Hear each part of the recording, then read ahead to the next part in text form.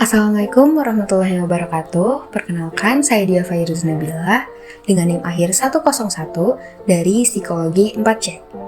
Nah, di sini saya akan membahas mengenai plastisitas otak. Nah, kalian tahu nggak sih apa itu plastisitas otak?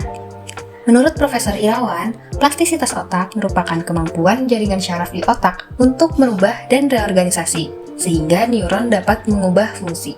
Plastisitas diambil dari plasticus dalam bahasa Latin, yaitu mudah dibentuk.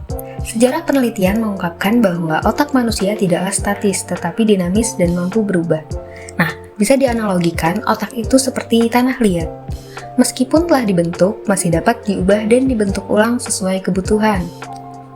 Nah, otak kita mempunyai kemampuan untuk membentuk ulang dirinya, baik dalam hal koneksi antar sel syaraf atau neuron, maupun dalam hal fungsi dari area-area tertentu. Selanjutnya ada jenis plastisitas otak. Nah, di sini ada dua jenis. Yang pertama, plastisitas struktural. Mengacu pada kemampuan otak untuk mengubah organisasi fisiknya dalam respon terhadap belajar, pengalaman, atau cedera.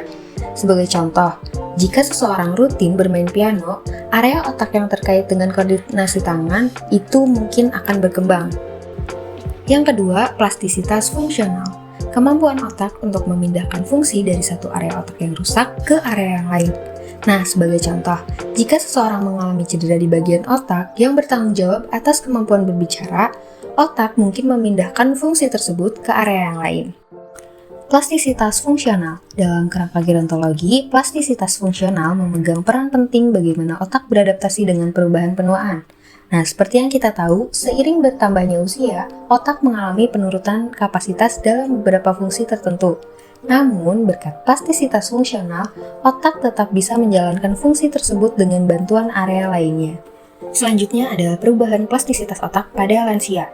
Di sini ada dua perubahan. Yang pertama, atrofi kortikal, yaitu penuaan memori episodik. Nah, contohnya itu pengalaman pribadi dan penurunan kemampuan berpikir seperti pengambilan keputusan.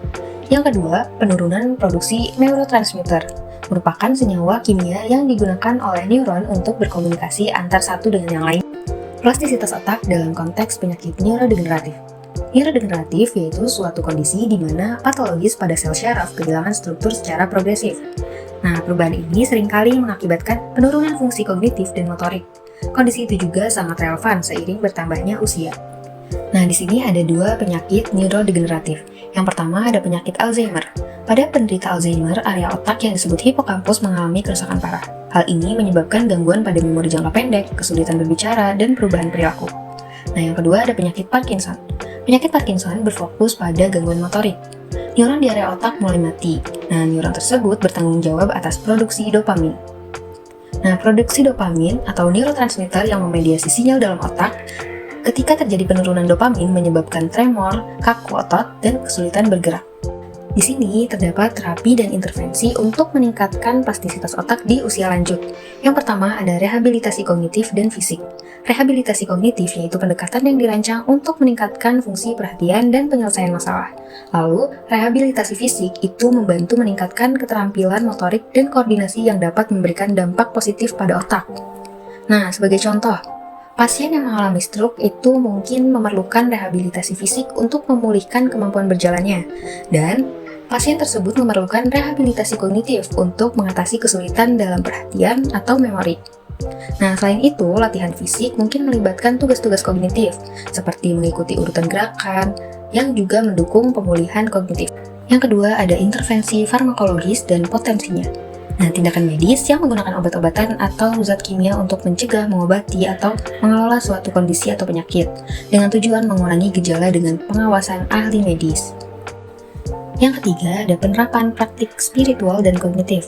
Praktik ini dapat meningkatkan ketahanan terhadap stres, meningkatkan perhatian, bahkan mendukung pertumbuhan materi abu-abu. Nah, materi abu-abu itu bagian dari otak yang terkait dari memori, pembelajaran, dan emosi. Nutrisi dan diet dapat memberikan dampak positif pada fungsi otak. Dengan memahami bagaimana makanan tertentu dapat memengaruhi otak. Diet kaya asam lemak, omega 3, dan antioksidan seperti yang ditemukan dalam ikan, kacang-kacangan, buah beri, dan sayuran berdaun itu dapat mendukung fungsi plastisitas otak. Lalu, jangan lupa hidrasi yang baik. Nah, meski penuaan memiliki tantangan, Strategi nutrisi yang tepat dapat mendukung otak dan memastikan kualitas hidup yang lebih baik di usia lanjut. Dengan memahami bagaimana makanan tertentu mempengaruhi otak, kita dapat membuat pilihan diet yang mendukung plastisitas dan kesejahteraan otak kita, terutama saat menua. Prioritaskan pilihan makanan yang sehat dan menjaga hidrasi yang cukup dengan langkah pertama yaitu kesehatan otak yang optimal. Nah, penjelasan mengenai plastisitas otak telah selesai. Sekian, terima kasih. Semoga bermanfaat. Wassalamualaikum warahmatullahi wabarakatuh.